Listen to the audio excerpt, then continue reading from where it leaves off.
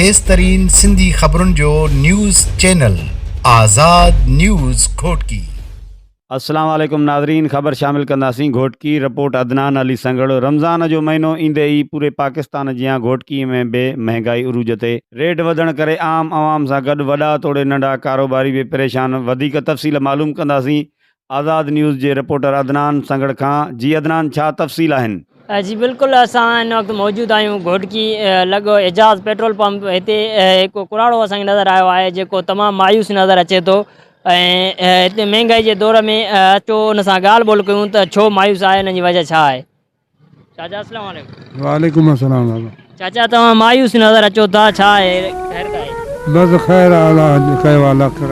अच्छा, ऐं कारोबार जो ॾियो हाल रोज़ी कीअं हले थी, गिराक वग़ैरह? ही तो कम चढ़ियल आहे बाबा।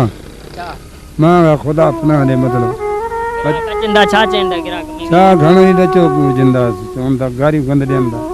गारियूं बि ॾियनि था? ग़रीबान जो धिका ॾिनी हर को ॾाढी गारियूं छा जे लाइ ॾियनि था? उन्हनि मां को माल विकिणे थो, मां को 3-3 रुपया कार्टून मिले थो, छा कयूं भाउ? 1200 रुपया धड़ी मिले थी, असांखे छा विकिणूं की छा कमायूं? ॿियनि खे वरी दलाल ॾिनियूं कोन्हे, घणे माल खणणा रखे। अच्छा, त पोइ तव्हां जेको आहे तव्हां सॼे ॾींहं में केतिरी रोज़ी करे वेंदा आहियो?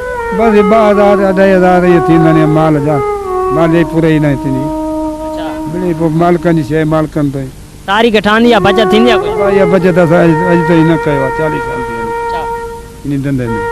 पोइ छा चवणु चाहियो था तव्हां हुकूमत खे? असां छा हुकूमत छा कंदी आहे भाउ, ख़ुदा ॾींदो पंहिंजे खज़ाने।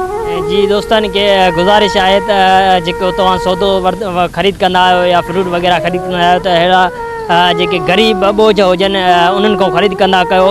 ऐं वॾा दुकान शीशा ॾिसी करे उते तव्हां चरिया न थींदा कयो। छा हिते तव्हांखे 5 रुपया सस्तो ऐं सुठी शइ मिलंदी ऐं कंहिं ग़रीब जो गुज़र सफ़र बि हली सघंदो।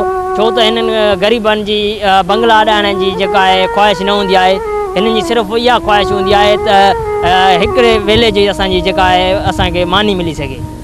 जी नाज़रीन, तव्हां चाचे जूं ॻाल्हियूं ॿुधियूं। कैमरामैन लाल भाई संगढ़ सां गॾु अदनान संगढ़, आज़ाद न्यूज़ घोटकी। ठीकु आहे, वॾी महिरबानी अदनान। नाज़रीन, वधी ख़बरुनि ऐं अपडेट जे लाइ ॾिसंदा रहो आज़ाद न्यूज़ घोटकी।